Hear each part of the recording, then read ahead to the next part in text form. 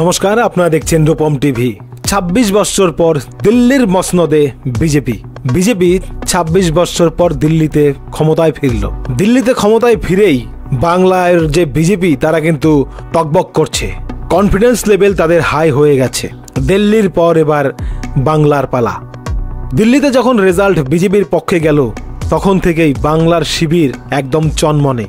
শুভেন্দু অধিকারী একদম চনমনে অবস্থায় রয়েছেন। দিল্লির জয়ের পরই শুভেন্দু অধিকারী ঘোষণা করে দিয়েছেন বিধবা ভাতা এবং বার্ধক্য ভাতা ৩,০০০ টাকা করে দেওয়া হবে বিজেপি ক্ষমতায় আসলে। এই যে বাড়ি আবাস যোজনা, সেখানে রাজ্য এই মুহূর্তে মমতা ১,২০,০০০ টাকা করে দেয়, সেখানে শুভেন্দু অধিকারীরা বিজেপি ক্ষমতায় আসলে ৩ লক্ষ টাকা করে দেবে।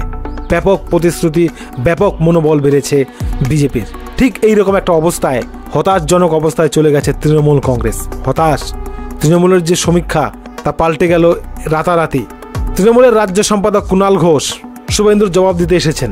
কুণাল ঘোষ বলছেন 2021-এ 200 পারের স্বপ্ন দেখেছিল বিজেপি, কিন্তু হলো না। ৭৭টি আসন পেয়েছিল। 24-এর লোকসভাতেও বিজেপির খারাপ ফল হয়েছে। তো এবার 2026 যতই দিল্লি জিতুক, 2026-এ নাকি 250 আসন পাবে তৃণমূল কংগ্রেস, এমন কথাই বলছে কুণাল ঘোষ।